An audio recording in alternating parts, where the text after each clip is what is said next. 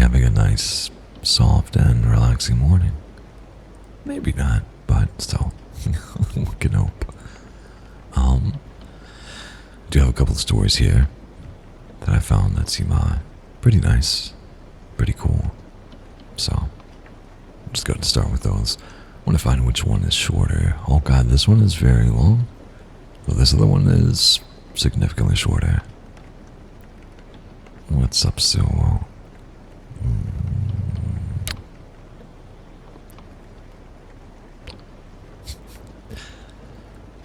Also, anyone watching the VOD or anyone here, let me know if you think my model is moving a little bit better. I don't know, or is more expressive. I'm trying to run VBridger while I do this, but we're kind of like running with default settings. I know I definitely need to change some stuff with the mouth to make it look a little bit more chatty, instead of just being open. Anyway, this one is titled, Warning, Check Your Back Seat. But before we begin, baby, VT, and stuff how you doing, because I don't know. Let's have this up together. 1, 2, 3. Alright, so. Warning. Check your backseat. I wasn't worried about the message when it first popped up. It's one of those things they put in these days to make sure that no one leaves a child in a hot car, I guess. It hadn't ever shown me that warning before, but I figured maybe a passenger had left a purse on the floor or something and it was detecting the weight. There wasn't anything there though. I looked under the seats and everything, even ran my hands along the back edge to see if there was a wallet or a phone stuck in the crack. I didn't think that sort of thing would set off the alarm, but the car was still fairly new, so I couldn't be sure. Regardless, nothing was there. I'd forgotten about it by the end of the next day, honestly, but when I pulled into my driveway and turned off the car, there it was again on my dashboard. I checked the backseat again. Still nothing. I hadn't had any messages from passengers looking for any lost items either. Maybe this was just a thing that the car did. Just a general warning to remind drivers to check the back seat every time they got out. If so, it felt counterproductive. If the warning was there every time, people were bound to start ignoring it. It would just become part of the background. Also, I was sure that the car hadn't been doing this for the first several months I'd had it. On the other hand, this was the sort of change that they might have pushed through on a software update. There could have been some new legislation, some lobbying group pushing to have this warning on permanently, like the meaningless parental advisory stickers on music.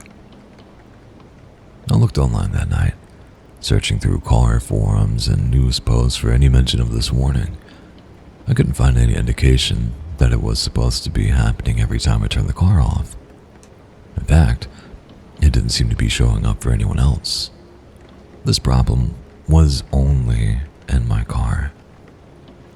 Clearly, it was just a bad sensor. It was probably still under warranty, but in order to get it fixed, I'd still have to leave it at the dealership for a day, and the warranty wasn't going to pay my lost income for the day off. I told myself I could just ignore it. It was just a single line of text. I'd stop noticing it in no time. I was wrong. Every time I turned the car off, that message glared at me like a dire omen. I found myself so obsessively checking the back seat every time I got out, even though I knew I'd find nothing. I vacuumed the car until not so much as a crumb remained. I checked the seatbelt latches. Everything was perfect, but the warning still appeared. I tried ignoring it. I averted my eyes when I turned the car off, but I could feel it glowing from the deactivated dash, see the phantom words printed across the darkness of my eyelids. I walked away from the car without looking in the back, telling myself that it was a waste of time and there was nothing new to find. I knew I was right, of course, but I found myself wide awake at 3 in the morning staring at the ceiling and thinking, what if? I ended up kneeling in the street in my pajamas with my phone flashlight on, looking under the seats for something that I knew wouldn't be there. The backseat was empty as always. The warning haunted me constantly. I only saw it when I stopped the car, but I knew it was always coming. I began to watch the backseat constantly, eyes flicking into the rearview mirror more than was safe or reasonable.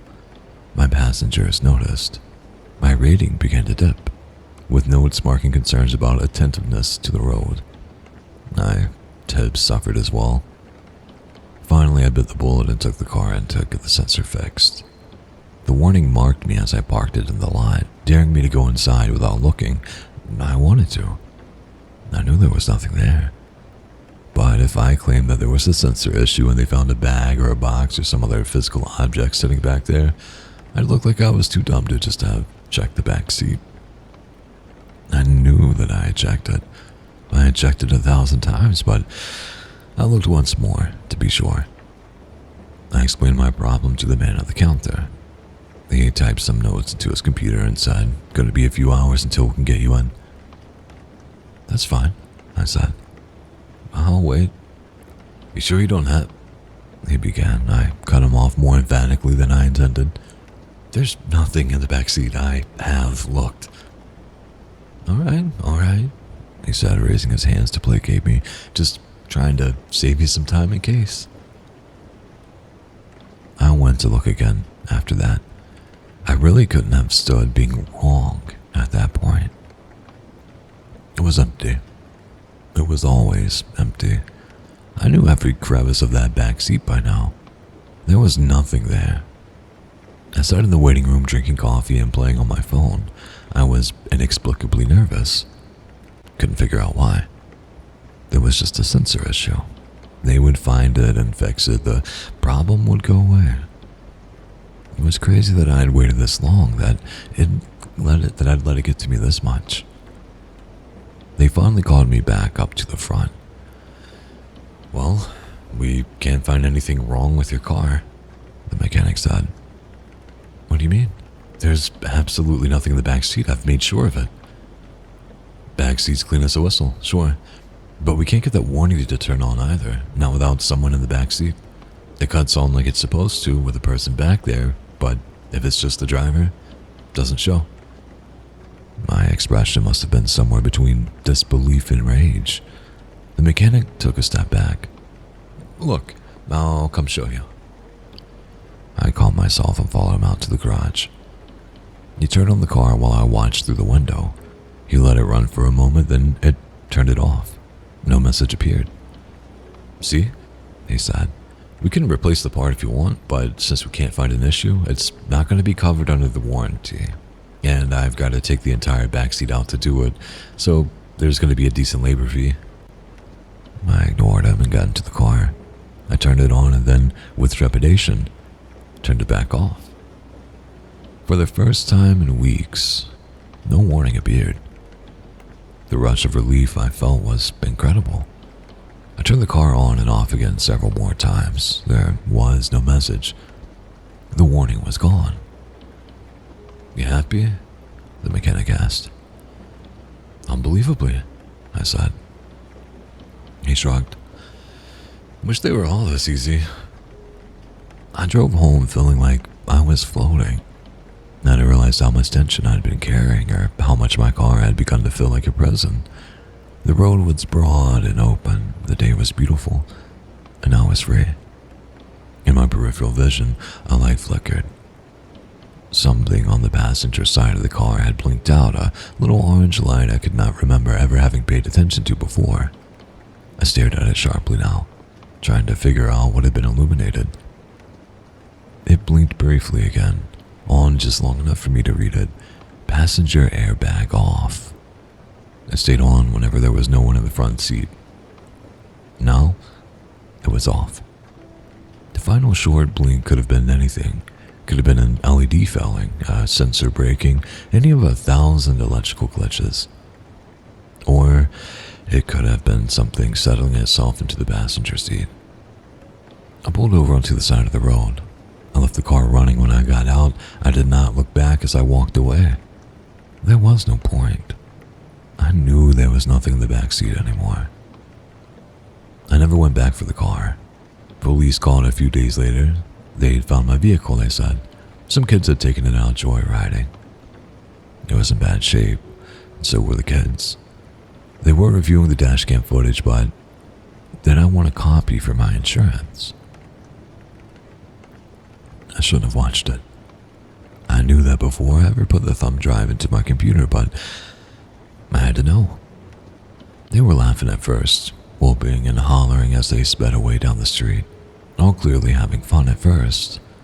Pretty soon, though, one of them starts cautioning the driver to slow down, then panic starts to set in, screaming that the pedals won't work, that the wheel won't turn, that the doors won't open.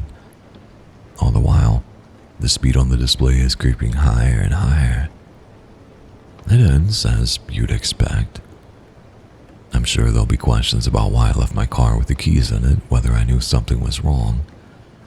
I suppose the clean bill of health I got from the dealership that day will be useful in proving my innocence. Not worried about that right now, though.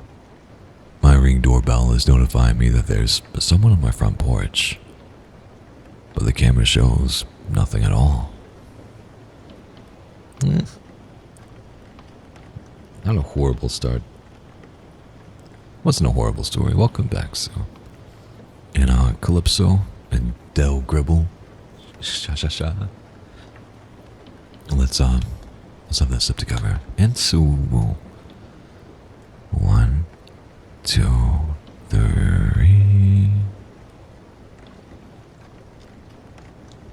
Pocket sand, yes.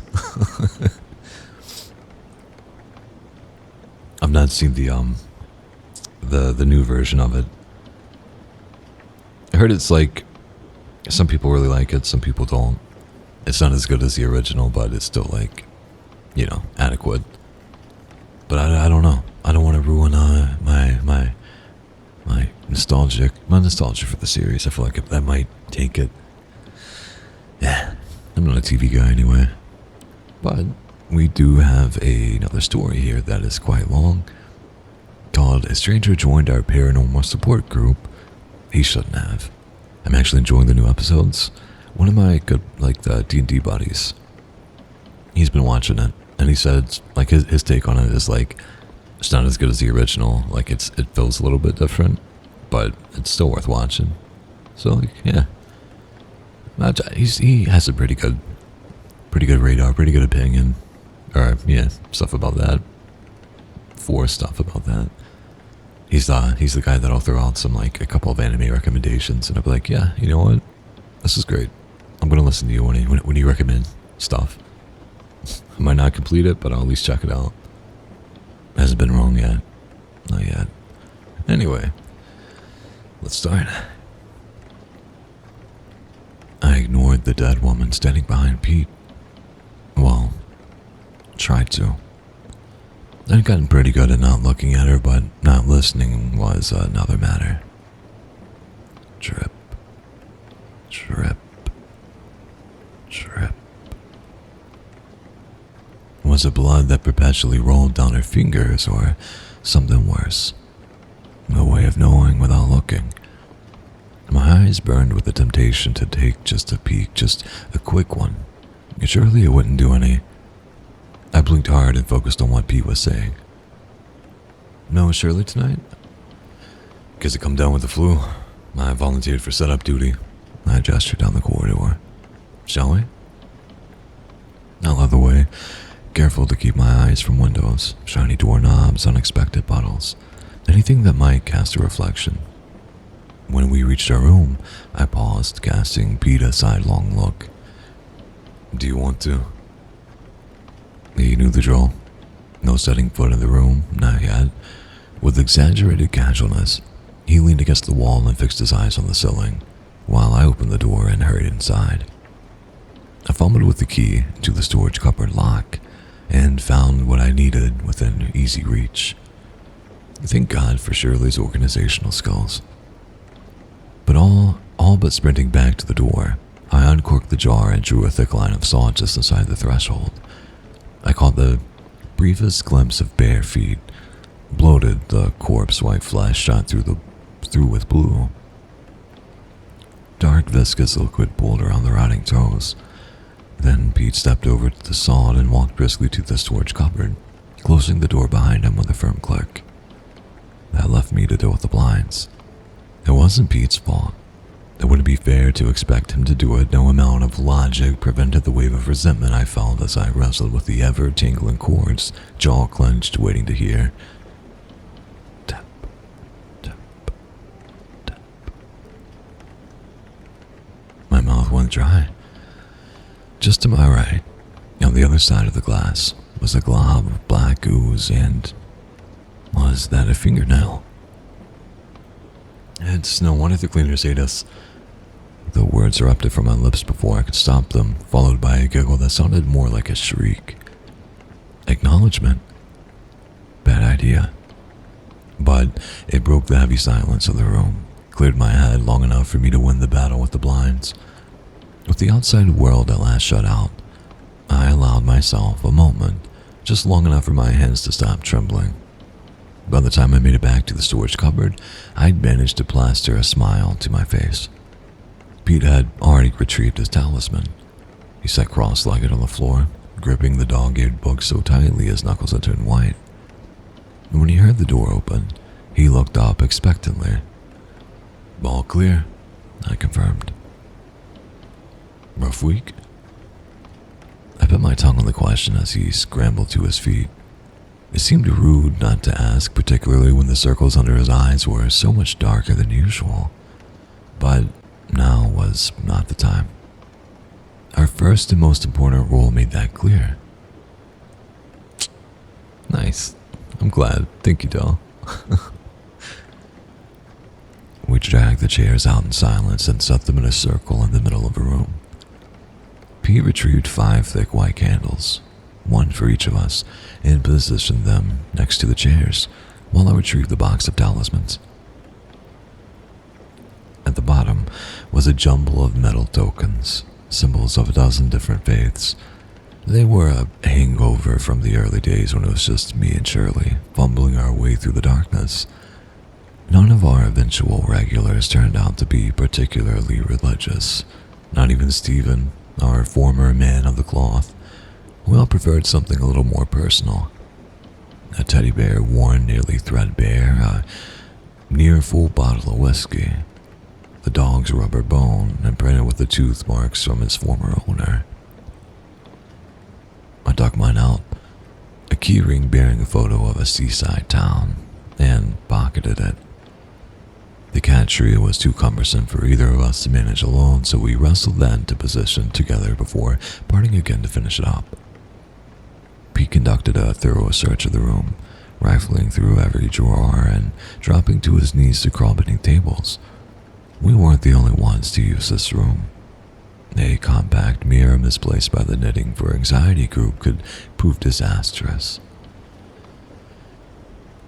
While he did his rounds, I set out and eliminated rule cards.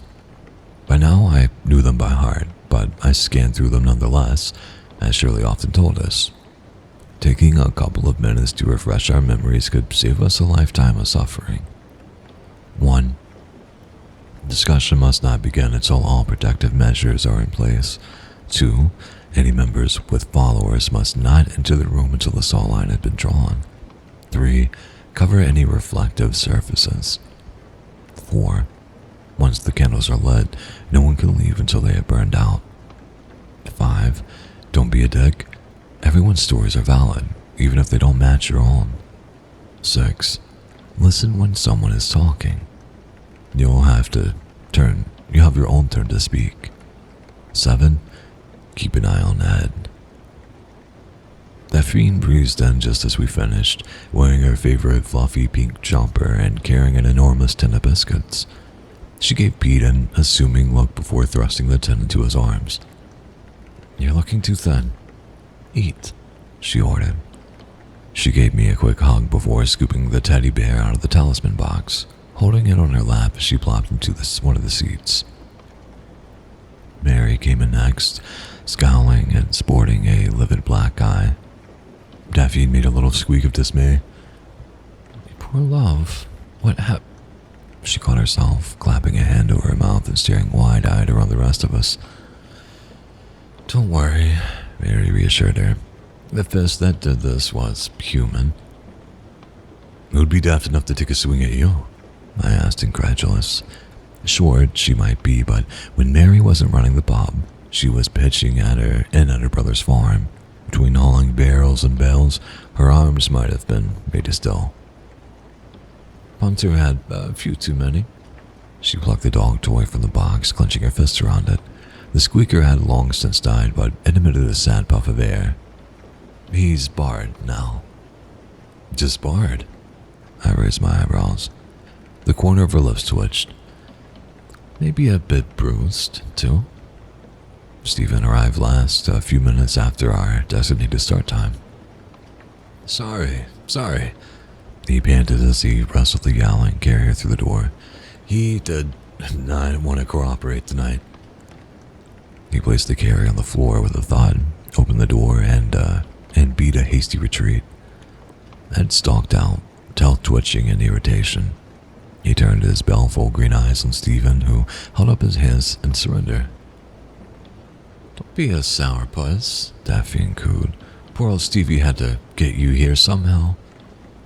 All around the room, hands reached into pockets. They produced little chunks of cheese, cat biscuits, leftover scraps of chicken. Ed accepted our offerings like the king receiving gifts from his subjects. Mollified, he allowed us to pat him for a minute before sauntering to the cat tree and cleaning the sleek black fur our filthy human hands had sullied. Right, I said, looking around the group. I think we're ready. Shall we make a start? My stomach churned as with the usual mix of anticipation and dread. I knew the others felt the same, but they moved to take their places nonetheless, Stephen grabbing the bottle of whiskey as he went. Okay, guys, I said, trying to ignore the feeling of wrongness as I took Shirley's usual seat. It didn't matter how many times I filled in for her. I never got used to it. If you need to go to the loo, make a cup of tea, whatever, now's the time. Once we light the candles, there's no getting up until they burn out. No one moved, of course. They knew to come prepared. Pete, do you mind? He pulled a lighter from his jacket, lit his candle, and passed it to Mary. I did a full loop of the circle until it reached me. We're safe in the circle, I said as I lit my candle. Not just from the things that haunt us, but from each other. Remember, there's no judgment here. Listen, be kind to one another. Now, who would like to start? I glanced towards Pete, but he gave a tiny shake of his head, pressing his lips tighter or together tightly. Not ready yet. No matter. I turned instead to Stephen, who cleared his throat. I'll go, I suppose. He turned the bottle over in his hands. Danielle emailed me a few days ago. Danielle? Alfie's mom? Daphne ventured softly. The very same. She always gets in touch this time of year. Lets me know how he's getting on. History's his favorite subject. He'll be studying at uni in a couple of years. Thanks to you, Mary said. You gave him that chance. Pete, thumbing the edges of his book, added, Gave a lot of people chances. Stephen nodded. It's nice to hear about it. The life he might not have otherwise had. Nice to be reminded it's been another year since I chucked this in. He glanced down at the bottle, his grip tightening around his neck. But it's also a reminder that I'm not myself anymore. That I never will be again. His candle flickered, and for a moment, his shadow was not his own. He loomed on the wall behind him, his fingers growing, sharpening to points. The air grew heavy around us. Breathing was no longer an unthinking natural process. It required conscious, painstaking effort. Behind me, on the cat tree, Ed let out a growl. I glanced at the others in turn. Mary stared straight at Stephen, jaw clenched tight. Daphne held her teddy bear close to her chest. The circles under Pete's eyes looked darker than ever. twisting a little in my chair, slowly forcing myself to act as though I hadn't a care in the world. I looked over at Dad. He stared unblinkingly at the wall behind Stephen, snapping from side to side. Perhaps, Stephen's voice emerged as a deep rasp, we should move on to someone else. Good idea. Through sheer force of will, I managed to keep my voice light. Sounds like you need a strepsil, mate. Mary snorted. Daphne looked at her like she had lost her mind, then let out her own small giggle. Even Pete managed to smile. The oppressive feeling vanished as quickly as it had come. I had resumed licking his balls. My turn, said Mary, drumming the rubber bone against her knee. The little kid has been causing hell all week. Before we could find out what exactly the little kid had done, the door swung open. A bright-spectacled young man smiled in at us from the corridor. Is this the Stop Smoking group? They're in here tomorrow, I said. We're something else. He puffed out his cheek, disappointed. I'm meant to be leading it. Well, come back at 8 o'clock tomorrow. I'm sure you'll do brilliantly. I don't suppose I can sit in on your session. I've never been to one of these things before. I could do with some experience. Bad idea, Mary said abruptly. We're a private group, I explained. You won't even know I'm here. I promise. As he stepped into the room, we all rushed to dissuade him, talking over each other in our panic. You can't. This is private. You don't know. Mary, her face so red it was nearly purple, looked like she was strongly considering battering him with the rubber bone. She couldn't, and none of us could leave the circle. All we could do was watch helplessly as he waved off our complaints, grabbed a spare chair, and forced it into the small gap between Daphne and Stephen. The group stared at him, aghast, then, as one, turned their eyes to me. Damn it, Shirley. Why did you breed children with such weak immune systems? Right. I looked at the stranger expectantly. Martin, he supplied. You're here now, Martin, for better or worse. We have strict rules and we expect you to follow them. Of course, I wouldn't dream of disrespecting your group. I bit my tongue down on the comment that barging in uninvited had done just that, and instead said, the most important one is you're here now until the end of the session. No getting up to go to the loo, no smoke breaks, but no fear there. He cut in, beaming at me. I smiled weakly back at him. Secondly, we respect each other here. You might hear things that sound strange to you. It's not your place to interrupt or invalidate anyone's experience. I understand how important respect is, he said sincerely. Then, with the faintest tone of pompousness creeping into his voice, I am a trained counselor, you know. Is the ink still on your certificate? Mary snapped. Mary? I said quietly, less caution, more plea. She shot Martin a burning look that suggested she would be having words with him in the car park later, but said nothing further. Would you like me to start? Daphne asked. I felt a rush of affection for her. She was fiddling with the bear's ears, clearly uncomfortable, but she was still trying. That would be lovely, Daphne. She took a deep, steadying breath. It's been hard since the nights started getting longer. Winter is always the worst, you know. Got lots of other little berries at home. She picked up the bear by his paws, made him dance a little jig in her lap. They help, but when I wake up and see it standing there at the bottom of my bed, she shivered when she spoke next. Her voice was a little more than a whisper. It's those eyes. Sewn shut, but it still stares at me. Do you all have sleep disorders? Martin butted in. No, I said shortly. And please don't interrupt. Sorry, Daphne. Please carry on. You hear stories about stuff like this, she resumed haltingly. People seeing tears in the night. They always seem to be there one moment, gone the next. You all know it doesn't work that way for me. Once it turns up, it's there until sunrise, following me around the house, always watching. It was a bit more bearable when I still had Graham. He used to sit up and watch films with me, hold my hand on the sofa.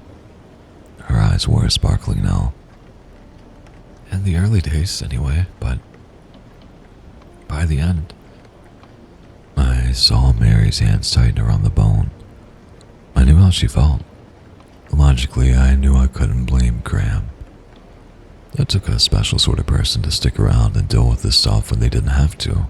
And as we all learned, those sorts of people are few and far between. Still, I hated him for leaving his poor sweet wife to suffer alone.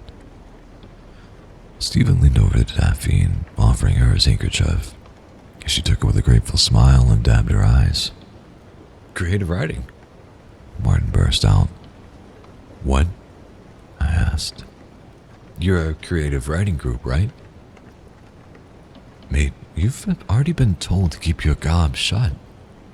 How hard is it? Mary demanded, jabbing the bone in his direction. She's right, I said. Please don't make me ask you again. When I looked up at Daphne, she shook her head, holding the handkerchief tight against her cheek. I raised my eyebrows at Mary. Fine, she huffed. I'll go. As I was saying before we were so rudely interrupted, she shined Martin a scorching look. He's been causing trouble this week, more than usual, I mean. Has he been in the toilets again? I asked. Yes, literally. In this case, that's how I ended up with this. She tapped her black eye. Drunk Punter went into one of the stalls and said the little shit popped his head up out of the loo. Of course, it's not the right place you expect to find a little old man in a bowler hat. Freaked him right out. Came running out, ranting and raving, swinging his fists. She let out a grunt of dissatisfaction. 2 of my staff gave their notice that night. It's becoming an issue. We don't have a problem hiring. They hear the pub's haunted and think they might get a little laugh, a little scare. But the moment it inconveniences them... Wait, Martin interrupted. Mary heaved a heavy sigh. Here we go. Are you claiming that you're experiencing some sort of, genuine paranormal phenomena? When Mary's only response was a hard stare, he turned to Daphne. And you too. She gave him the smallest nod, just enough to confirm his statement. Martin, I cut him before he could say anything further, was very clear about the rules. We don't invalidate anyone's experiences. But you should... No. He caught himself, held up his hand in a gesture of contrition. You're quite right. Your group, your rules. Please, do continue. Mary's scowl made it clear that she had no intention of picking up where she had left off. Pete and Daphne both pointedly ignored my looks. Only Stephen met my eyes. He cleared his throat, then suggested gently, perhaps you'd like to... I really wouldn't. Not when Martin was now leaning forward, gaze intent on and full of sickening concern. But I could hardly expect the others to open up if I refused to do so myself. Right.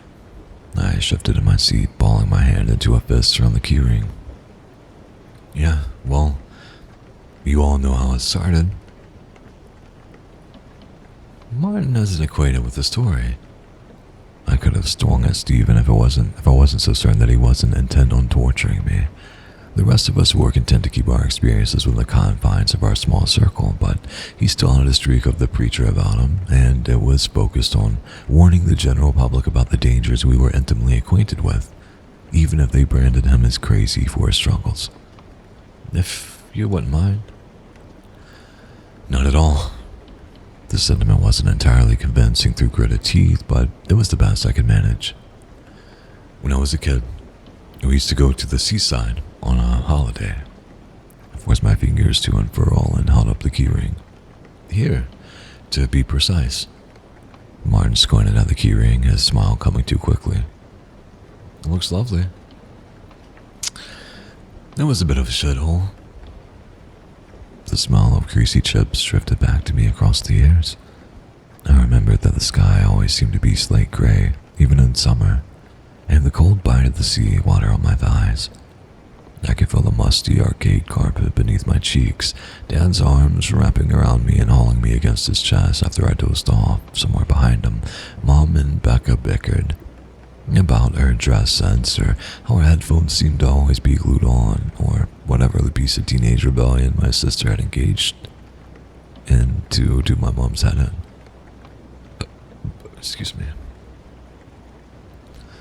I grinned in spite of myself. But man, it's good points. Arcades, fish and chips by the sea, that sort of thing. We went every year until we lost my dad. Mom couldn't face it after that. The year after he died, she took us somewhere else instead, some broken down old cottage in the middle of nowhere. It must have been very difficult, Martin said somberly. The disruption in routine after. Shh, Mary hissed. Ignoring the interruption, I pressed on. There wasn't much to do there unless you like looking at trees or playing board games with missing pieces. Mom spent a lot of time sleeping. That left me and Becca, my sister, to entertain ourselves. Becca was going through a phase, as my mom said. That was putting it lightly. Their arguments could rage on for hours, always ending with Becca slamming her bedroom so hard that the trinkets on my shelves rattled. They were constantly at each other's throats. She even started butting heads with Dad before he died, but she always had time for me. I was 11 on that last holiday, and Becca 16. My friend's older siblings wanted nothing to do with them. They were too old, too cool to be seen in the company of children. Not Becca. She still helped me with my homework and threatened to slap the shit out of any kids that gave me trouble. I was little in all of her. So when she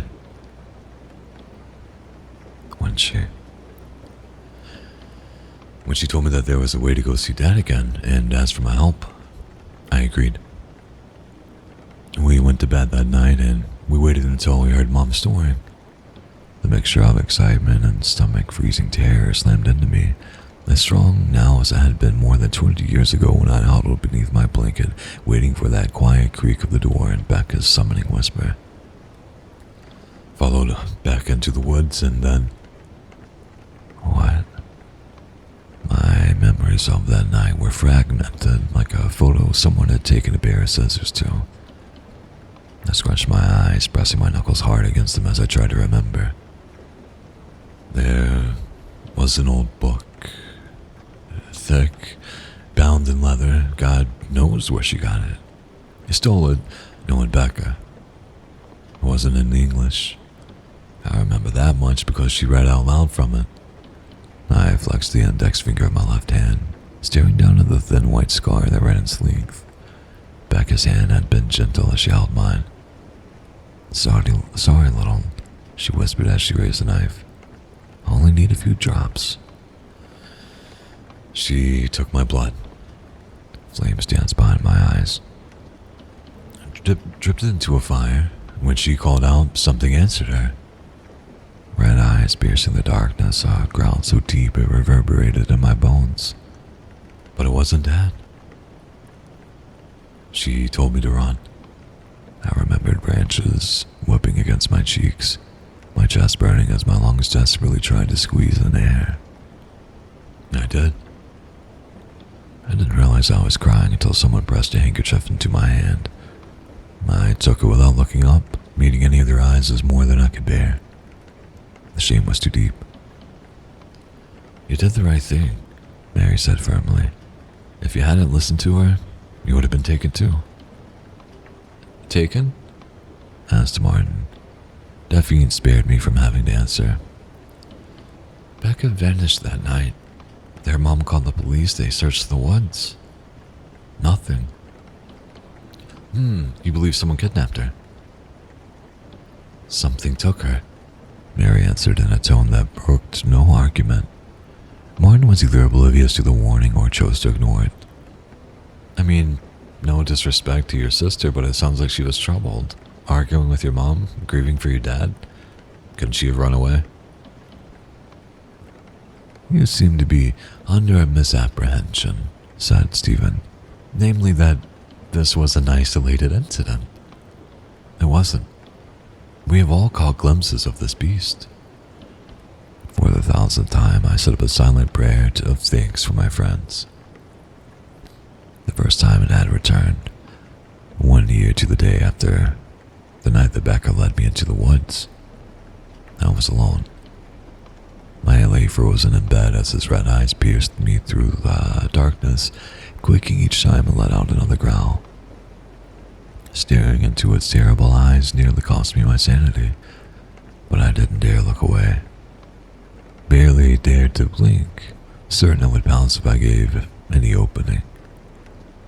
I'd weather the next few anniversaries in my mom's bed, clinging to her arm as she slept the deep sleep of the medicated.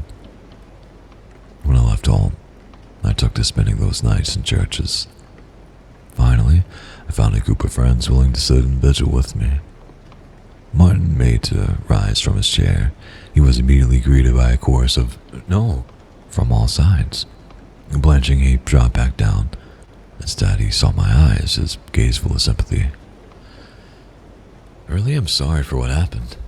Losing your dad and your sister at such a young age, but... He hesitated, fiddling with the cuffs of his jumper before seeming to come to a decision. Monsters like the thing you're talking about don't exist. You know that, right? I took a deep breath and did my very best to keep my tone level as I replied. How do you explain it then? Grief, trauma, they can do some strange things to a person. And the fact that we've all seen it too, Stephen asked. Martin swiveled in the seat to face him. Group delusions and hallucinations are documented phenomena, particularly in tight-knit groups that share a belief system. Mary scoffed, opened her mouth to retort, but before she could, tap, tap, tap. We all froze, except for Martin. I was vaguely aware that he was still laying out theories, building up steam, but my focus was entirely on the tapping coming from the other side of the window. I knew better than to look, but I couldn't help but listen. The others, the members, had bailed. Pete's face had a little more color than a cadaver. Across the room, a deeper rumble was building in Ed's throat. What do I do? Shirley would know, damn it. I looked from face to face and saw my own panic reflected there. Stephen rescued us. Young man, I appreciate you've heard things that are contrary to your worldview. There was an undeniable tremor to his voice, but he pressed on. It's difficult. I understand that. It does not excuse your unconscionable rudeness. We ask only for respect, and you have failed to give us that. Give me 1 second. Look, I need to pop my neck, and I can't. I don't mean any disrespect. Martin pressed and earnest hand to his heart. But there's no such thing as ghosts and goblins and things that go bump in the night. Such beliefs stem from illness. Tap. Ed began to growl properly now. A low, guttural sound that rose up to fill the gaps of the room. Mary opened her mouth, but Stephen held up a finger to forestall her. In some cases, that's true. Not in ours. Or not in others, certainly not in ours. There's medication that can help you, Martin insisted. Therapies? This is our therapy, Stephen said coldly. It's not a shared delusion. Oh, I know. It's not. It's a shared delusion. It's only going to make you worse. You need... Tap. Martin whipped his head toward the shutter window. Do you hear that? No, said Stephen. But we've heard quite enough of you. Tap. There it is again. Surely you can hear it. We don't know what you're talking about, I said. Your cat does. He gestured towards Ed, who was now standing, claws digging into the fabric beneath his paws, eyes locked on the window. It's coming from over there. Don't, we shouted in unison as he made to rise from his seat once more. He dropped back down with a thud. As he looked from one person to another, realization dawned on his face. You think it's some sort of monster, don't you? Silence, but for the tapping. I'm going over there. Please don't, Daphne whispered, and show you that there's nothing to be afraid of. That'll be the end for you, you bloody fool, said Mary. And Martin stood up. Stephen jerked reflexively, as if he was about to go after him, but he caught himself in the last moment, gripping the seat of his chair to anchor himself in place. Martin. His voice was low and urgent now. I have participated in dozens of exorcisms in my time. I have seen things that stretch my belief to the point of breaking. Everything I've seen in all my experiences tells me one thing. If you go over there, you will die. Why risk it? Said Mary. If there's even the slightest chance he's right, you're gambling with your own life. The look Martin gave her was soft and full of pity. If I play along with this delusion, I'm only hurting you. He stepped outside the circle. With every step he took, we pleaded, begging him to come back to sit in the safety of the circle. When he reached the window and made to raise the blind, Pete wrapped a trembling hand around my wrist and shook his head. I nodded in acknowledgement. It's too late, I murmured, and when the others still clambered at Martin, raised my voice to shout, It's too late, just don't look. I grabbed Pete's hand on one side and Stephen's on the other. A moment's hesitation in which their faces cycled through denial, fury, and finally, helpless resignation before the others followed suit and joined hands. How the hell did this happen? Mary spat. We turned our eyes to the floor. Silence now but for Ed's yowling, and beneath it, the soft click of the window opening. Hello? Martin called. Then, see, there's nothing there. It must have been the branches on the... Oh. Pete's nails dug into my skin. Are you okay? The slightest tremor entered Martin's voice. You seem... You look... Thank you for the blessings, little lady. And thank you very much, Silly, for the subscription. Appreciate you. How you doing? I'll take a moment to have a sip with Burgundy and Cade. The count of 3. 1, 2, 3. And pop my shoulder, maybe.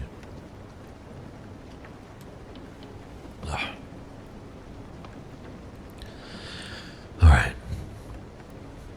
I think he realized his mistake at the end.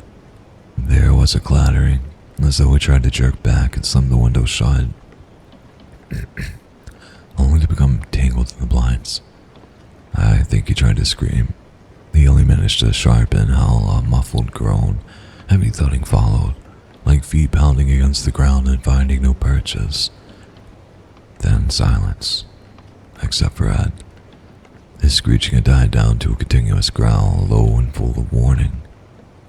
As for us, the survivors of yet another deadly night, we'd only remain in the circle, stuck there until the candles burned down. I didn't dare look up, but I could hear Daphne's soft whispering and Pete muttering something unintelligible beneath his breath. At last, the candles began to burn out. When the last flame guttered, Pete shot up and ran as fast as shaking legs could to carry him to the storage cupboard. Daphne followed after him, arms wrapped tightly around her waist as she turned to close the door behind them. I saw her cheeks were wet. "Sorry," she mumbled. "I just can't." That left me, Mary, and Stephen to deal with the aftermath. Mary's fingers had punctured the rubber bone, and Stephen looked as though he hadn't had to fight the urge to open the bottle so hard in years. But when I looked into their faces, I saw they were resolved. "On three," I suggested. When they both nodded, I reminded them, "Don't look out the window." I counted us down. We looked in unison, and Martin lay slumped half out the window. Something stood beyond him, staring at us from the inside. Our well-trained eyes refused to see it. "If I get that window shut, can you move the..." My lips refused to form the word body, but they understood. "On it, boss," said Mary. They went first, Mary leading the way with her mouth set in a grim line. Grabbing hold of one of Martin's legs each, they heaved. He came free of the window and landed on the floor with a sickening thud. The moment he was clear, I moved in. For a dreadful moment, and my arm refused to move.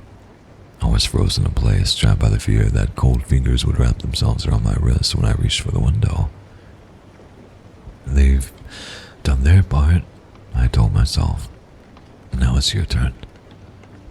As I reached for the handle, I saw the woman standing outside, still silent, mere feet away. I allowed my eyes to slip out of focus, giving no sign I had seen her, other than the hammering of my heart, which I was certain filled the whole room. I snatched the window shut, then closed the blinds on her dreadful form. Only then did I allow myself to take a deep breath as I turned to inspect our next problem.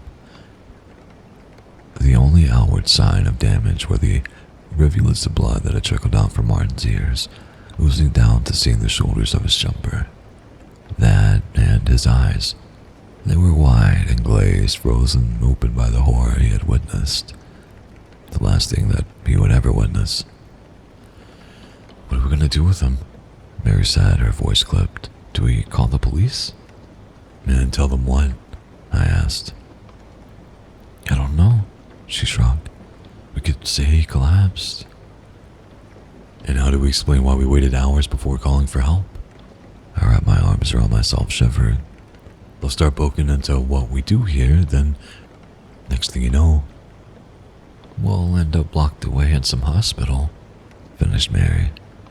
"At best," I murmured. "I'll sort it," said Stephen. He was staring at Martin's corpse, face pale and clammy. "That could be dangerous," cautioned Mary. "I can handle it," he said sharply, running a shaky hand over his mouth. "I wouldn't have suggested it otherwise." I hesitated. "Do you want company, or would you prefer if we..." "Privacy is preferable." On the cat tree, Ed had finally fallen silent, but he turned his lamp-like eyes on Stephen, tail twitching. As I ushered Mary to the storage cupboard, Stephen called for us hoarsely. "Draw a salt line, just in case." Now we slipped inside to where Daphne and Pete were waiting for us. Her arm wrapped around his shoulder. They glanced at us, read our grim looks, and looked away again. When I turned to close the door, I caught a glimpse of Stephen, his jaw unhinging, dropping down to his chest, and his teeth sharp in the fangs. He advanced on Martin, his clawed hands grasping. I slammed the door and reached for the salt. I knew it. Early on, I didn't say it, I was thinking it. I was like, I bet they're monsters. I bet in some form, some way or another, they're the monsters. And then like, partway through, I was like, nah, I think I was off with that. It's a good thing I didn't say anything. And then we get to this point, and I'm like, well, shit. Good morning to you too. Having a mental day, but it's okay. It's fair. That's life, man. It'll get better too. That's the great thing about life as well. It'll kick you in the balls, but you'll learn to stand back up. Eventually. Isn't that the most uplifting thing you've heard? Aren't I just the best?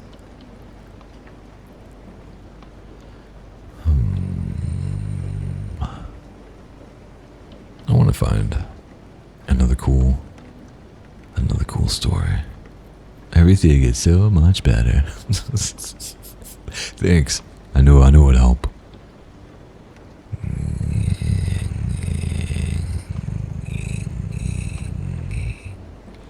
Thanks for that, Pat. You are the best. Debatable. I'm okay at most. I'm adequate at most.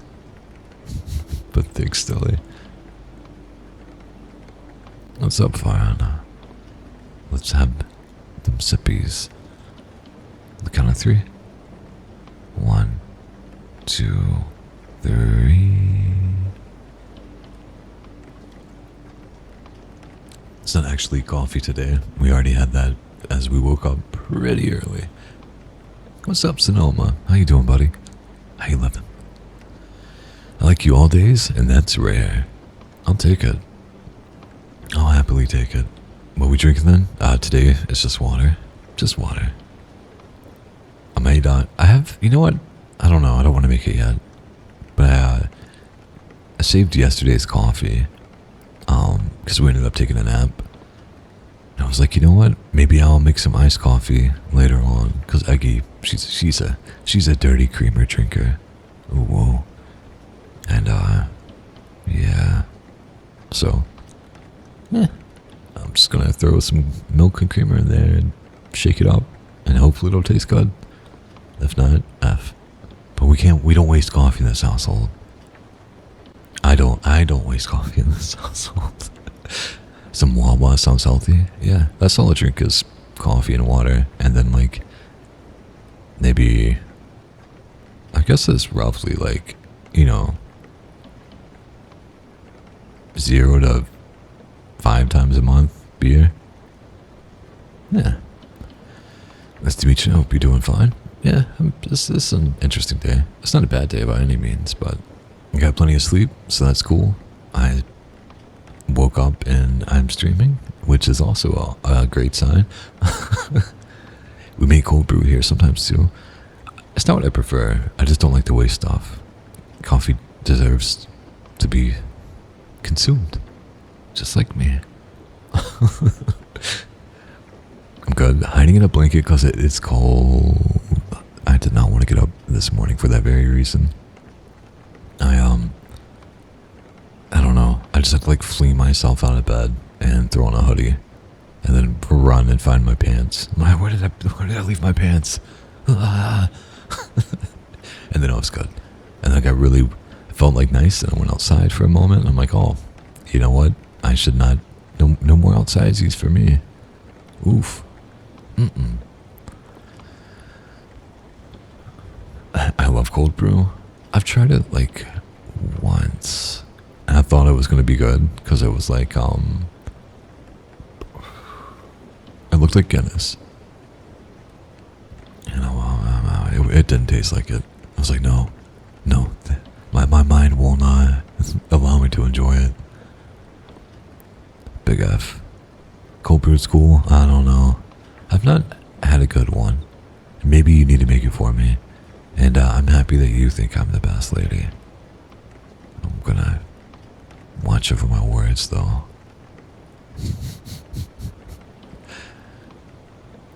Yeah.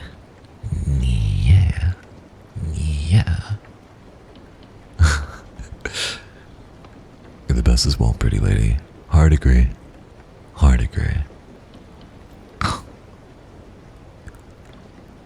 Let's see. Let's find a cool one. Well, this is a kind of interesting story. We'll see how long it is. I want something shorter since we read that long one. Yeah, chomp. This one's not too long, but I want something even shorter. The one I just opened is something in my house pretended to be my son.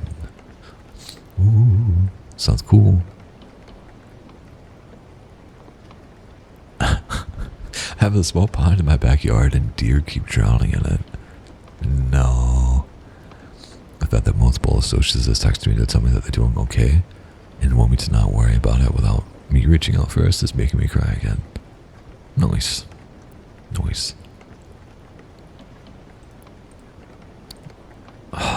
This one seemed like it would be a short one, because the title's like, it piques my interest a little bit, but I don't want to read through something super long. It's there's a legend about the bridge in our town, and I shouldn't doubt the truth. We'll save that one for last. Gotta do some draw grinding. Nice. Good luck with it. Good luck drawing.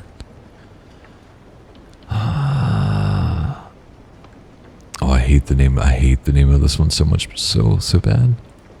So we're gonna read it, and yeah, I was like, it has to be badly written and short. But so we'll see if it is short. We'll see if it's badly written though. This one is titled, I was invited by a friend to join Reddit. Bum bum. Since he said I was a huge fan of horror stories. That's the sentence? Oh no. Since he said I was a huge fan of horror stories, he told me that there were posts that felt unsettlingly real, more discovered than written. Then, while doom scrolling, I saw one. It started as a Reddit post on a small cybersecurity subreddit. The username was deleted, but the title stayed up for a while. If your camera light flickers, don't move. Most people laugh it off. Another weird internet copy pasta. Except this one came with screenshots, grainy photos, blurred faces, and one line of text that stuck with me. They watch through what watches you. I remember scrolling through the comments. Some were joking, others asking for context. Then someone mentioned seeing that same morning before, but the post had disappeared after a few hours, like it never existed. And then there was the top comment from a user named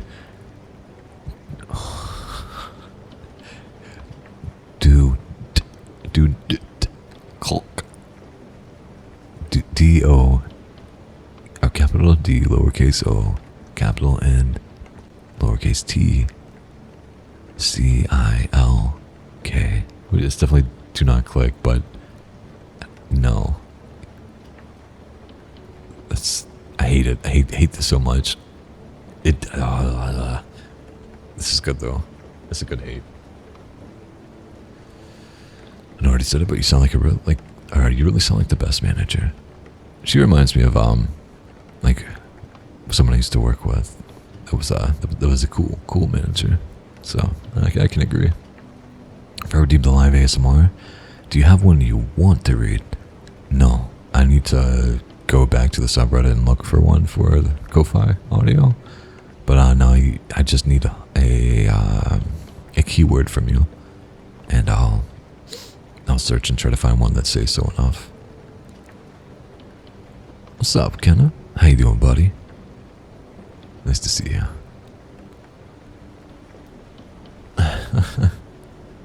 I'm gonna get back to the story. They already turned it on. You won't know which camera yet. The thread was locked within an hour. The mind said it was fear-mongering, but a few people reposted screenshots, and that's when things started to get strange. 2 nights later, I woke up around 3 a.m. to the faint sound of static.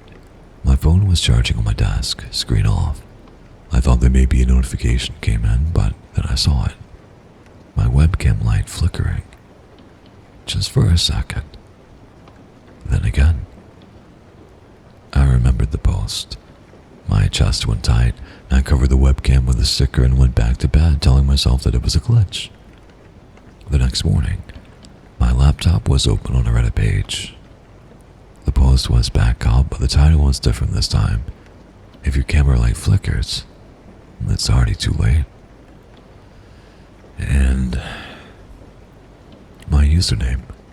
My own username was in the comments, time-stamped while I was asleep. It's here. I tried to delete my account. I changed my passwords. I even emailed Reddit support thinking that I had been hacked. They said the account was inactive and inaccessible. They didn't explain what it meant. That night, my phone camera turned on by itself. I saw my reflection on the black screen for less than a second before the light blinked out. Then, a notification appeared. From Do Not Click. I hate this screen name so bad. It makes me rage. Request sent on November 7th at 9:39 p.m. When I opened the app, there wasn't any text, just a link to a live thread. It auto-played. The screen went black and a video loaded, a grainy live stream. My first thought was that it was a loop, same angle, same dim lighting. Then I realized it wasn't. It was my room, my bed, my laptop. Someone was watching me in real time. The comments were flying too fast to read, handles I don't recognize, all repeating one word. Still. Then another username appeared. Shit dare. Don't move. They get more excited the more you participate. I froze. I didn't breathe. My phone vibrated again. New message, same user. Count to 10. If the light turns off, you're safe. I counted. 1, 2, 3. At 5, the light went out. I threw my phone across the room. By morning, the thread was gone again, deleted from everywhere else. Even the cached version, 404'd. People on the subreddit started arguing if it had ever existed. Some said it was an ARG. Some said mass hallucination, but then others started posting screenshots of their own devices. Laptop lights flickering, phone cameras turning on for no reason. The captions were always the same. Did anyone see the user Do Not Click? 3 days later, someone compiled all the images. They noticed something that no one else had. In the background of every photo, reflected in black screens and windows, there was always the same shape.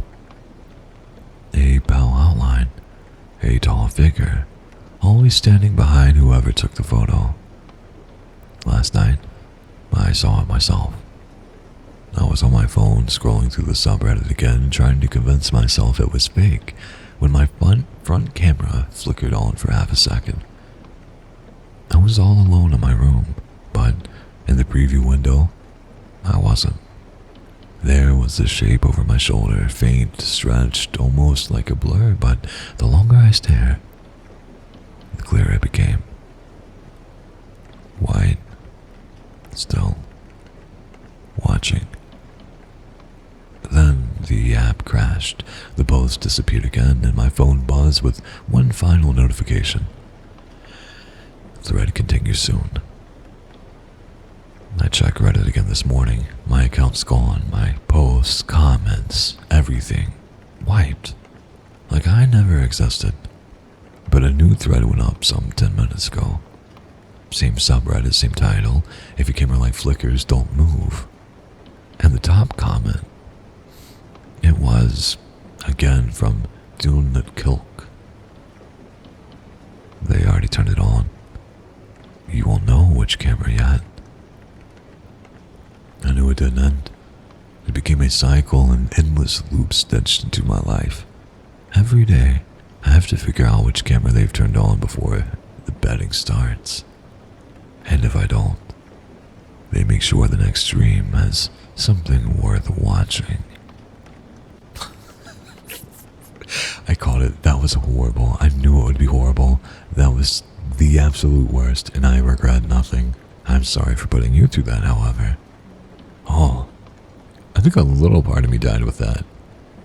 But Ika, Blue Twitch, thank you for that, Pat.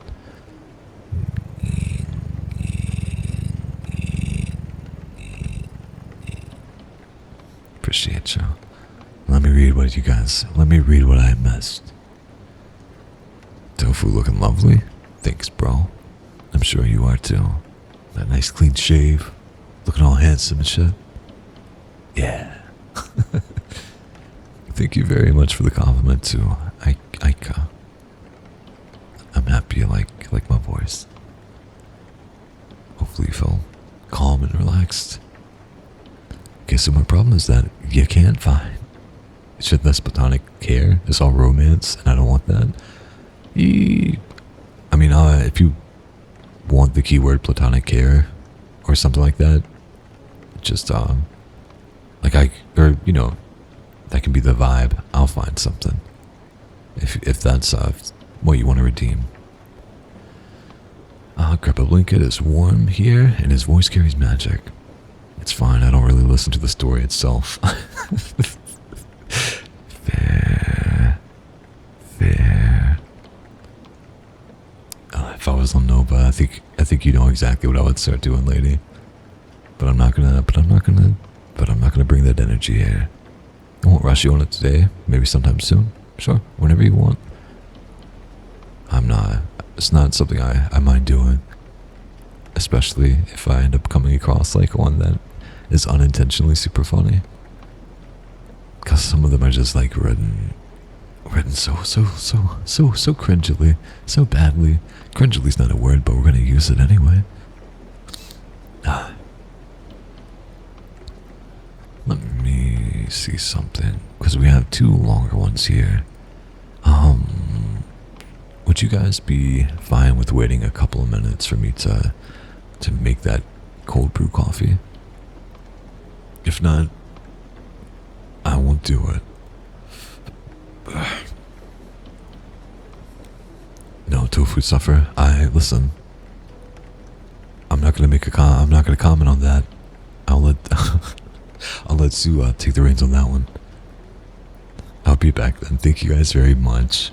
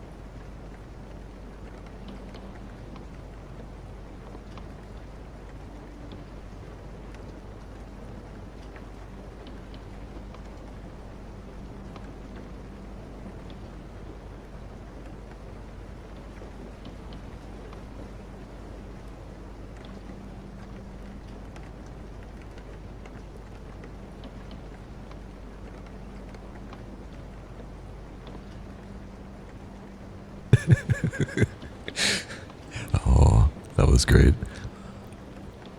Ah, let's see. Oh, wow. Yeah, Jesus, take the wheel. Hard agree, yeah. The panic. There's no panic. There was no panic. For me, at least. Hello, I'm Jesus here. Let me say a prayer then. Yeah. So it was like the model reacting a lot crazier and more expressive with the V picture open. I imagine so from what I saw. F. What's up, Isla? How you doing, buddy? Hey, went to make cold brew coffee. It's actually really good. I think, yeah.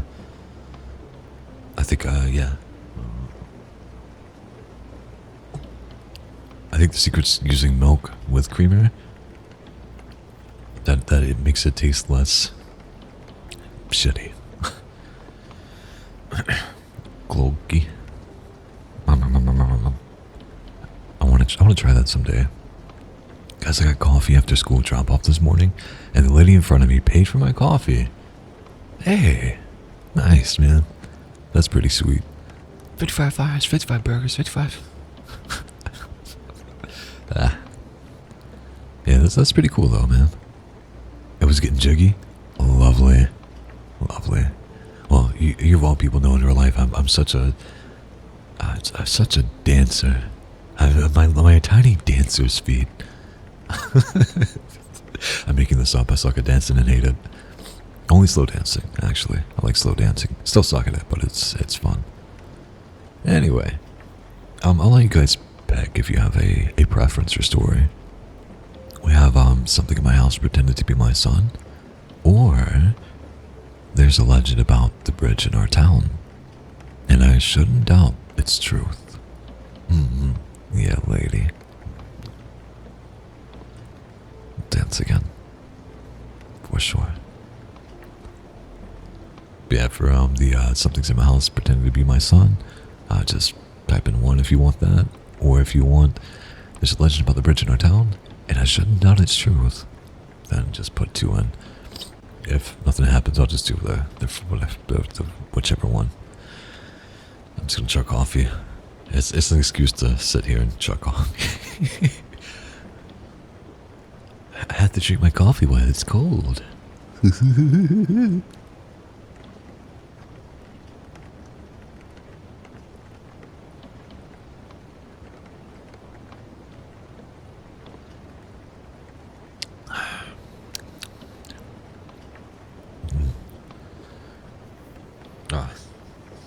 It's all my mustache. 1 and 2? Okay, I think that means we gotta pick a random one. Oh, this is cool. We'll do this. And it's short, so it's not actually that short. Fuck. Anyway. Been using a French press lately for coffee and I'm liking it. First of all, I wanna do a French press. Secondly, I had mentioned to some yeah about getting one, because like we have like a regular coffee pot. We used to have the K-Cups machine, but we had 2 of them kind of break back to back, and like we weren't doing anything weird. And after the first one broke, we told our roommates like, we're just gonna use this. You can get your own if you want to, but the other one broke for no reason. So we assumed it was them since it was like a shared one.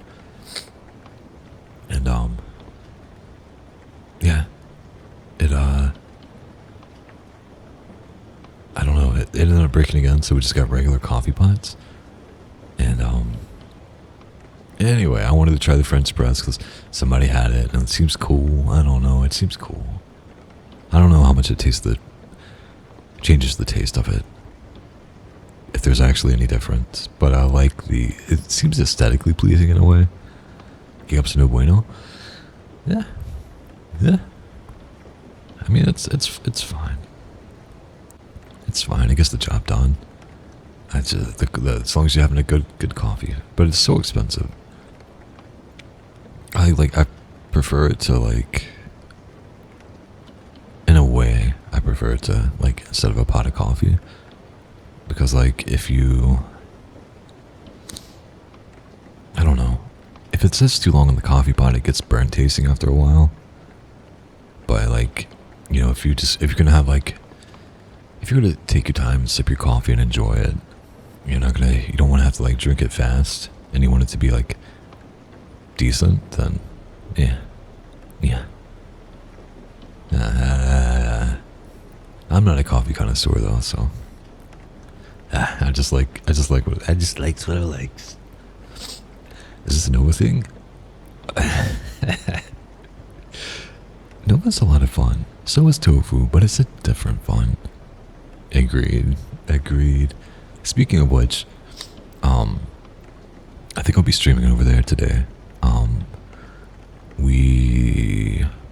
She's gonna look on Aggie's. It's gonna be me and Aggie. She's gonna check out. She's at an escape room game that she has on Steam. She's gonna see if it's multiplayer. If it is, then I'll get it downloaded, and we're gonna play that tonight. And I'll finally get to use my model.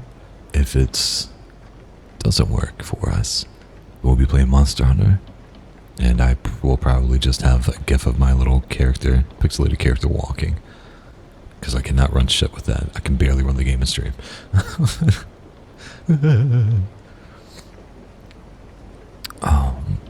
French press coffee is less bitter to me, but I drink my coffee black.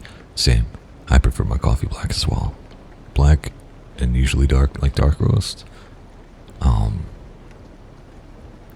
That's interesting. I'd like to try it.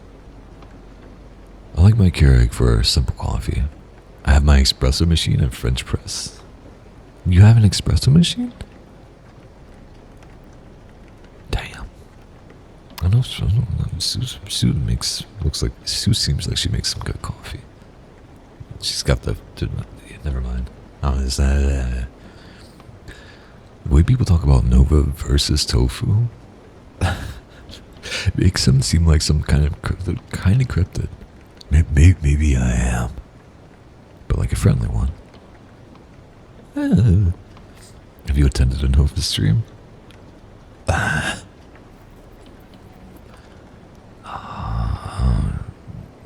Wait. He is. It is if it's the one I think it is. Wait, what? I'm confused now, so. A couple of times. Yeah. Carl has a question? Oh, let's go. Has he seen Horizon Still Frontiers yet? Have not. What is that? M&A? And if it is it sci-fi shit? Because I like sci-fi shit. Speaking of escape rooms, that was the one you did the other day. Horrible. It was horrible, Sonoma. Everyone did good, and I did one useful thing. I knew going in though, it was the Da Vinci Code was the theme of it. So just based on that, I was this is not gonna be where I shine. I don't think it's gonna be the type of puzzles that I just intuitively get, and I am not using my mind. If it doesn't come to me, I'm just gonna chill out, unless people seem to be struggling, and then I'll try to apply my brain. But thankfully, everyone's smart, and they did great. They did great. Yeah, it was a good time though. I was I forget who I was telling. I don't remember. I know definitely Aggie, but I think maybe it was Sue or Yomi. I think it might have been a Yomi. I'm I like going out with that group of people because I did not feel like going out. It was definitely not a social day for me. I wanted to stay in and sleep and be a little introverted shit. But these people know me well enough too, where I don't have to say shit, and I can just hang out and be myself, and no one's gonna think that I'm being dismissive or not wanting to be there. Just that's that little fuck. he's gonna. I'll make a shitty joke or three, and then be quiet, and then yeah, that's about it. Um, let's see. It's talking about an escape game? Yeah. Oh wait, that's what you were saying. Okay, fair lady, fair. That's good to know. Horizon is making a Monster Hunter looking game? What is Horizon? Egg tends to solve the whole thing. She is smart. I know, I love her so much. I seem to, I don't know why, because I'm big dumb, but I seem to get the big brain ladies. Yeah, which is great because I love it. I need it. Anyway, I'm just gonna end that there. She is too smart. Sorry, you lady. I can see that. It does make a weaker cup, but it's also reusable cups. Wait, like Keurig makes a weaker cup? Because I use like the small ones. Like I do like the smallest size for their cups. So it can be as flavorful as possible. I know like with our coffee pot here, like if it's on like the 10, it goes up to 12, but if it's like 10, I'll put like 6 or 7 scoops in there. I don't know. To me it tastes like the right strength. I can't stand when you get coffee and it's just like watery. You know what I mean? Like you can't taste it. It's just, yeah. You were very useful with the one with me and egg. Yes, I was, Sue. That's what I'm saying. Like it really just depends on the room and the kind of puzzle it is. I'm not humble. I solved one thing, Kenna, and I stayed back and tried my best not to stink anyone out because I did not shower. F. Like Horizon Zero Dawn. What is Horizon Zero Dawn? Is that like the one with the lady? The red-haired chick that kills robots? That one? Okay. Alright, but they're doing a Monster Hunter version of it? I saw Eggy play it. Alloy, yes, that's right. I've seen Eggy play through it, like when it, a couple years after it came out. It was cool. It was alright. I want to come and do an escape room with Tofu. That sounds fun. Let's do a meet and greet escape room. Maybe in some years, and if I don't have to pay to travel. But doing an escape room with me still is not great. Even if I'm like, you know, good or useful, I don't say anything. I just kind of go around and touch things and twist things and then figure things out. Sometimes it's not great. It would be like you talking to Aggie and everyone else and like working things out, and me just walking up with random things, be like, hey, here you go, you should use this. And then if it seems like you can't figure something out, I'll be like, here's my idea, let's try this. And then sometimes it'll be right. I'm a helper.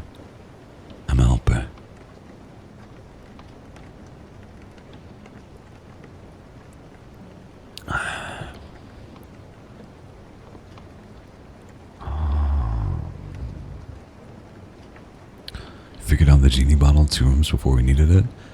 Yeah. I knew there was something there.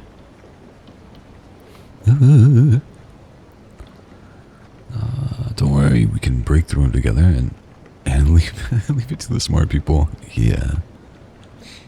And we need that kind of teammate. Fair. Thanks, Kenna. I appreciate you, buddy. You're a great guy. We do. I'm gonna read the story now. Okay. Since it was a draw, we're just gonna do this one. Titled, Don't Go to Internet Cafes at Night, or you may find yourself gaming with something non-human. It seems kind of silly. Let's go.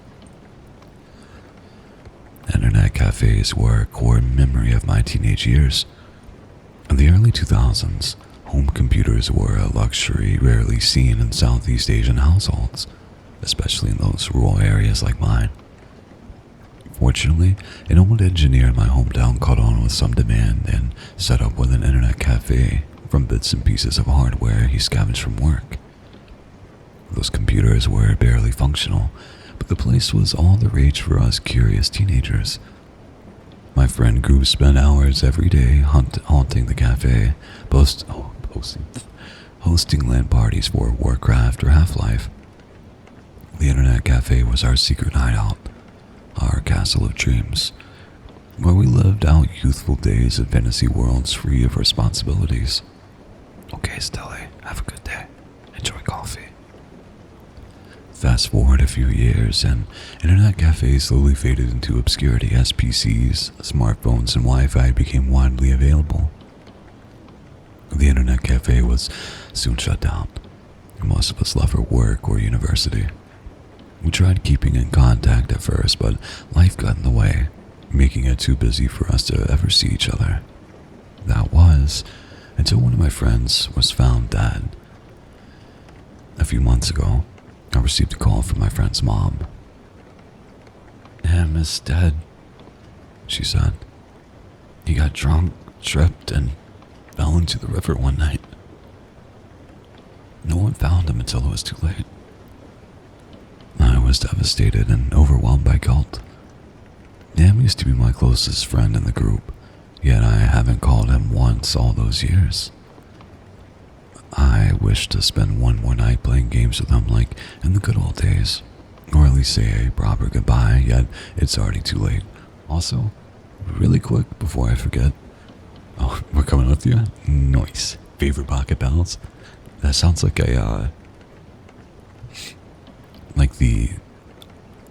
you need to make that game to combat Nintendo, to combat Game Freak with their Pal World stuff. Just make pocket pals. You have to abide by like all the stuff that they're trying to copyright and all that, just to mess with them. But just make it very blatantly Pokemon ripoff. Character's name is Bash Ketchup. Oh yeah, okay. I remember what I was going to say. I stopped the story for a reason. Because I was like, I'm not going to remember this. Yes, Bash Ketchup. As we reach, wait, no, we've already had it. Okay. For hitting 750. I do want to host some sort of celebration stream. So I've asked to like in the Discord, but also like I want to open it up to other people that are normally here as well. I'm gonna make a post later if I remember on Blue Sky about what kind of stream you would like the 750 celebration stream to be. So you can comment here, and I will like, I don't know, copy and paste it somewhere so I can remember it. Or if you want to leave a comment on Blue Sky, it'll be there for me to read later. But just if you have any ideas or anything that you think sounds cool or interesting that either we can do as a community or group, yeah, let me know. I know Stilly threw out some ideas on the server. Thank you very much for that, Pat Bleeding Heart.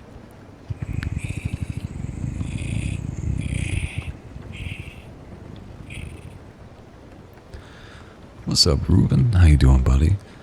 And everyone, please guard your ears. Here's a here's the football routine that Stilly got. There's only one allowed every stream, and you're about to find out why.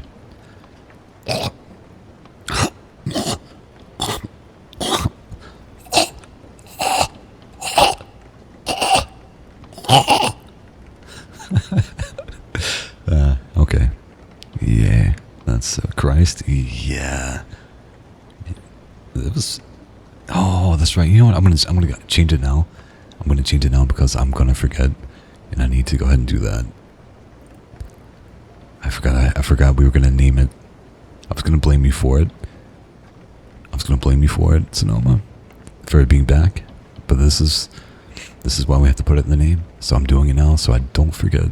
So everyone can always know forever that yeah, there it is, Furball. Sonoma's Furball. There we are. You have your name in a redeem somewhere now on some random internet assholes stream. Your legacy, indeed. Indeed. Carl heard it and was confused. Lovely.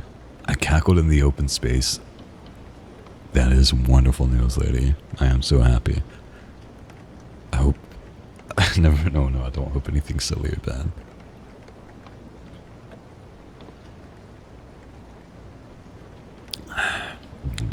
A pizza party? I mean, that would be cool, kinda, but I don't know how we would do that in a digital space. Force everyone to, I don't know, win the lottery, buy everyone a personal pizza. Personally buy everyone a pizza, I think I meant. Sketch.io, what is that? If it's like a group thing where viewers can join in, I'm very apprehensive about that because it's really easy to get someone banned with that. But if it's just for people in the Discord or something, then maybe not a bad idea if everyone wants to do that. I assume it's a drawing app. Which I guess we'd use Drawpile if it's just going to be like that.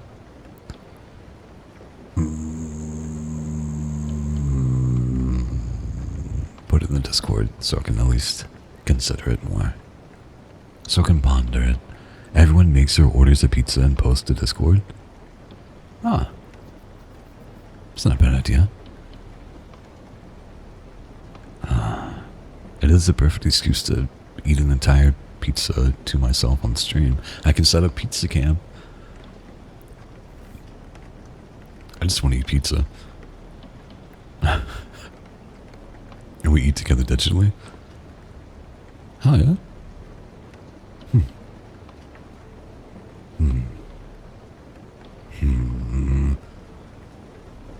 Throw that in the Discord, that, and if you remember, it's not a bad idea. I can definitely be part of it, or like if it's a long stream, just a reason to eat a whole pizza and not leave or end stream. I like it. Did the idea and feedbacks? Thank you very much, Sue. Opa. Let's have this up together. On the count of 3, okay? 1, 2, 3.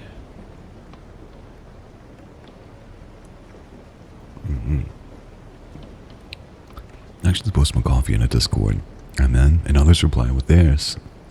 Ah, so you're drinking it together. Nice. Nice. I'll get back to this story. I just wanted to say that before I forgot.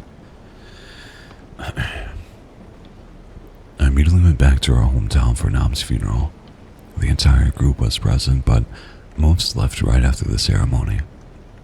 I was the last one to stay, helping out Nam's family.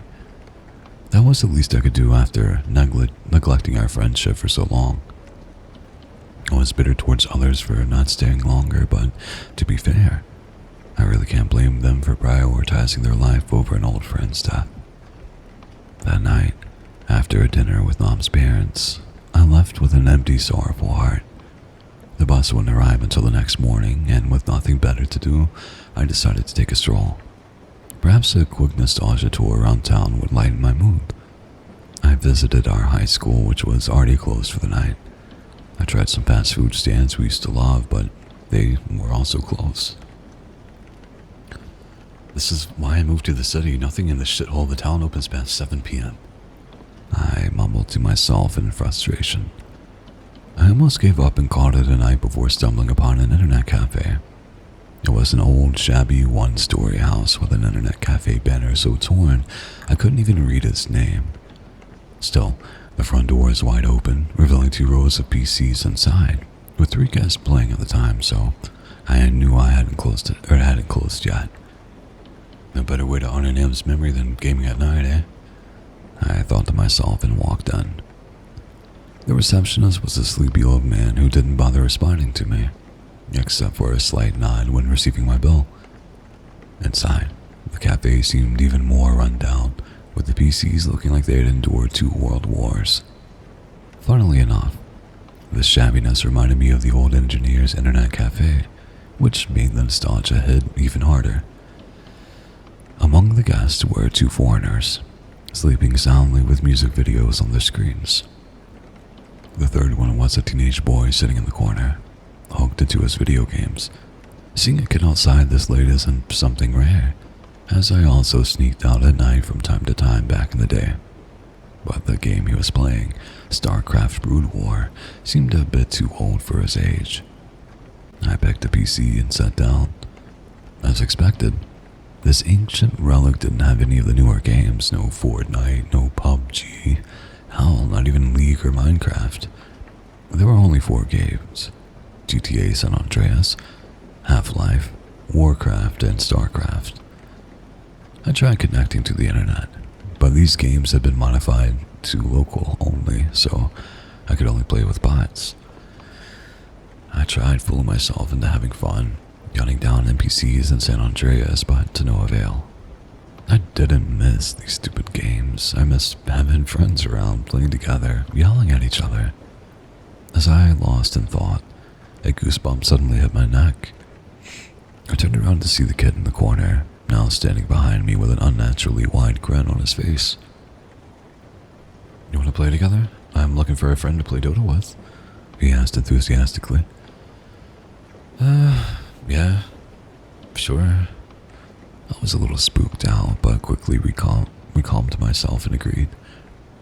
"He's just a weird kid looking for someone to play with," I thought to myself. "Maybe partying with him will give me that nostalgic feeling I'm looking for." For those of you that don't know, Dota is a 5v5 player-made custom map of Warcraft 3 in which you control a hero fighting the opposing players and NPC monsters to destroy their base. This was one of my absolute favorites. I invited the kid to the lobby, and his username gave me a good chuckle. Devil with a 3 instead of an E. 69420. What a classic name for an emo teen. Since there were only 2 of us, we added 4 bots on each side to make the match feel more authentic. I noticed blurry images of real people replaced the hero portraits of those bots. It's probably just some homebrewed mod to make the bot matches feel less empty, I reassured myself. Devil 69420 picked Terrorblade, TB, and Illusion Summoning Hero, while I picked Legion Commander, Elsie, a hero best suited for 1v1.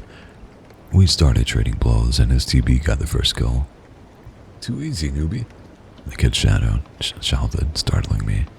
I was worried about the other guests, but they slept soundly. So I jokingly trash-talked back. After a few rounds of combat, I got hooked to the point of forgetting my surroundings and kept fighting and yelling back and forth, as if I had gone back in time to land party with my old friends.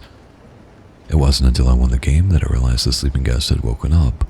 2 new men had also entered the cafe when I didn't notice. For a brief second, I could feel everyone in the cafe staring at me blankly. As if noticing my concern, all of them suddenly burst into laughter and clapped their hands, congratulating me on a good game. "Don't think you've won yet, noob.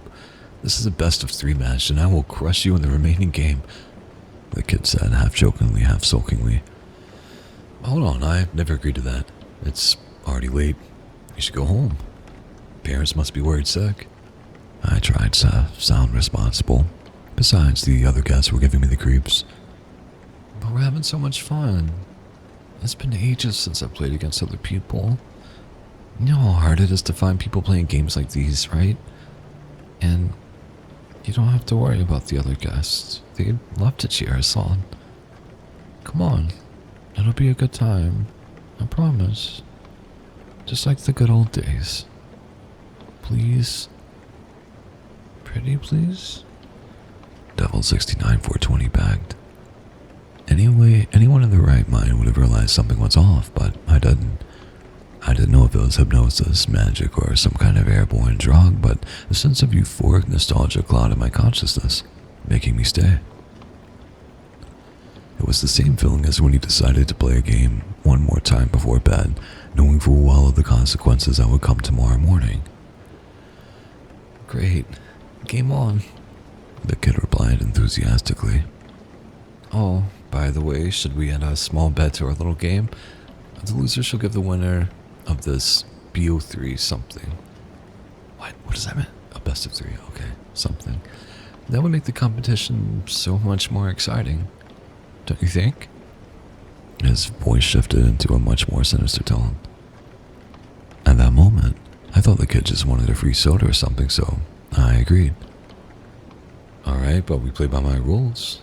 Back in my day, the winner of each match earned a portion of the reward immediately, and then the complete prize after winning the entire BO3. What do you say? Devil 69420 laughed out loud. Del, he said, so what will your first reward be? As an adult, I couldn't really demand anything of that kid. Thus, I came up with a lame, cheesy one-liner. I want to play with my old friend, like back in the day. The kid didn't react to that silly request, and we entered the lobby for our second game. It was the same lineup as last match, with me, Devil 69420, and 8 bots. This time, however, there was a bot named Handsome Boy 97 on my side, which was the exact username Nam had used when we still played together. What a coincidence, I thought to myself. The second game began. I picked Huskar, a hero who gains strength on low health. Devil 69420 picked Doom, a hero famous for disabling opponent skills and items, and Handsome Boy 97 picked Dazzle, a support with death delaying ability. Handsome Boy 97 played really well for a bot.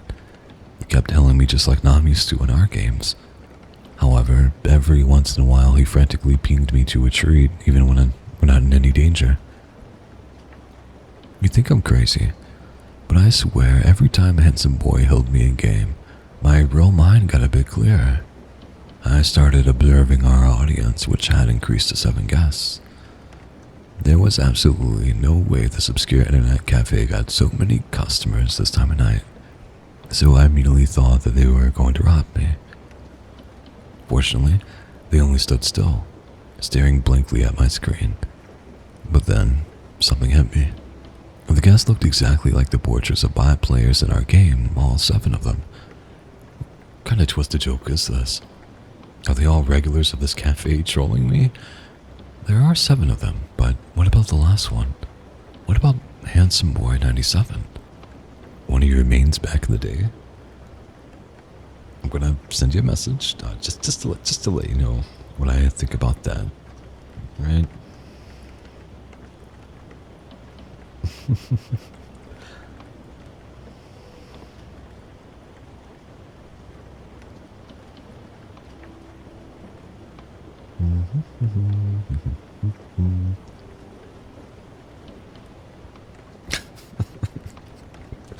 I'm gonna get back to the story now.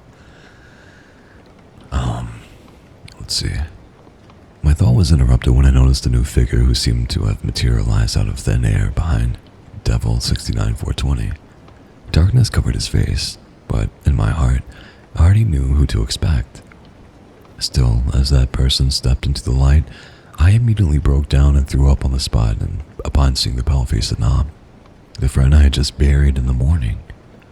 Overwhelmed by fury and disgust, I slammed the table while standing up, yelling, "What the hell is this?" at the kid, or at least that was what I would have done if I could have moved. It wasn't until then that I realized my body was glued to the gaming chair. I could move my head just fine, but every muscle from the neck down wouldn't listen to my command. When I tried moving my hand or leg, the only thing that moved was on the screen, mouse or my in-game hero. Hey, and so you have noticed the unique quality of our game? Devil 69420 sighed. Perhaps your first reward was too generous. What the fuck is this, you sick fuck? What did you do to Nam's corpse? You see, Mr. Nam has agreed to a game not so different from our current one. I was the victor, thus attaining the prize of his very soul. But that was a story of the past, and I highly suggest you focus on the present. Devil 69420 explained with a smirk. What's up, Luna? How you doing? Shocked by everything going on, I hadn't moved my hero for a while, thus giving the enemy Doom a considerable lead. Capitalizing on his advantage, the kid, or whatever he was, quickly pushed and destroyed my base, winning the second game. As my castle exploded, a sharp pain hit my brain, as if someone was piercing through my skull with a chisel. Time to collect my first reward. Devil 69420 cheerfully brushed his hands as if preparing for a meal. Let's see. What should I take first? I won't be too greedy. Not yet. How about the memories of your high school friends? You seem to cherish them the most, don't you? My headache intensified as I felt parts of my brain sucked out by an invisible syringe. The memories of my old friends, their names, their faces, the things we did together flashed through my mind before disappearing forever. All of them except Nam's. The pain was unbearable, but I used every last ounce of my willpower to stay awake in fear of what this devil could do if I passed out. After what felt like an eternity, Devil 69420 was finally satisfied. I entered the third game half conscious. Homeboy 97 was on the other team this time. Perhaps the devil didn't want any more shenanigans from us, or maybe Nam just tried to drag me to hell with himself. The entity picked Shadow Fiend, a hero that collects souls from fallen enemies to gain power. I randomly chose Anti-Mage, a hero strong against magic damage. And lastly, Nam locked on Magnus, a crowd control hero. I think it's supposed to be crowd. The game was a bloodbath. Overwhelmed by agony, dread, and sorrow, I could barely control my hero, let alone keep up with a winning strategy. Devil 69420 slaughtered me left and right, and each time he killed me in-game, I experienced the same physical wound to my real body. Handsome Boy 97 didn't bother going after me. He just hung around the bottom corner of the mat, chopping trees or whatever. I gave up. I would never beat that devil, so what was the point of trying anyway? I spent the last few moments of my life before eternal damnation trying to think of any good memories, but it seemed Devil 69420 had taken them all. Oh well, at least I still have memories of Nam, I thought to myself. Memories of the time we spent grinding Dota, discovering every cheat and Wait. Glitch. The one in the corner of the map. I awoke from self-pityness and understood what Nam had been trying to do.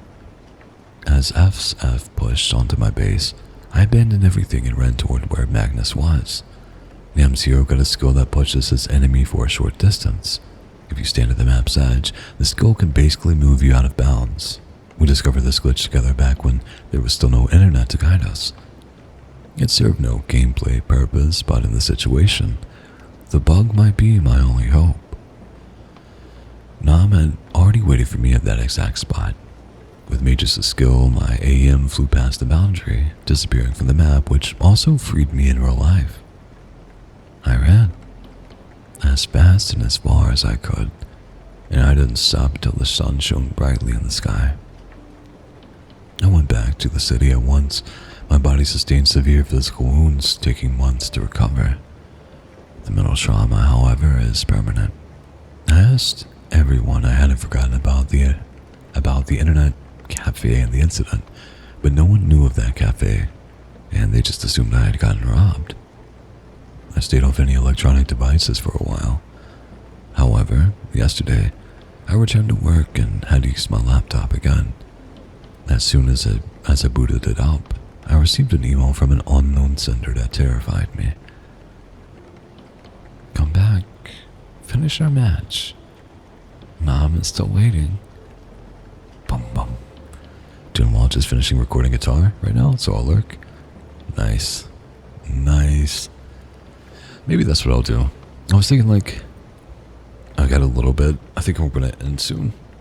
But I was like, I think I want to hang out on the server.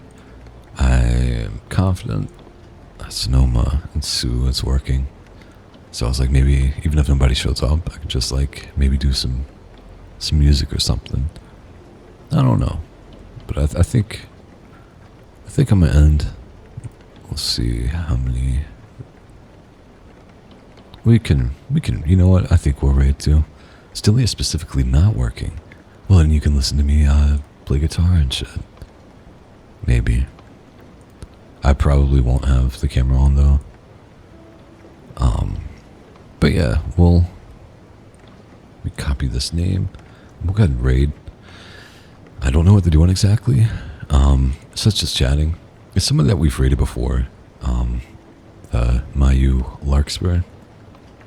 So, yeah. If you're in an ASMR mood, they have, I guess, ASMR tonality. Although I don't think they're necessarily doing it today. But yeah. And if you are in the Tofu Discord, then we will see you there. A little bit after raid. I want to be polite and stick around for a moment. But yeah, you're very welcome. When will I eat? I'll eat when it's time for Aggie's lunch. So it'll be a little bit, about an hour. Probably be in the server for like, yeah, roughly an hour, a little bit more. But yeah, thank you guys very much, and I will see you later. Bye bye for now.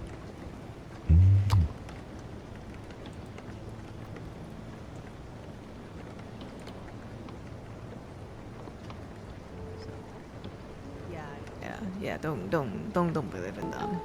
Oh, Kuji, hi, Tofu, how are you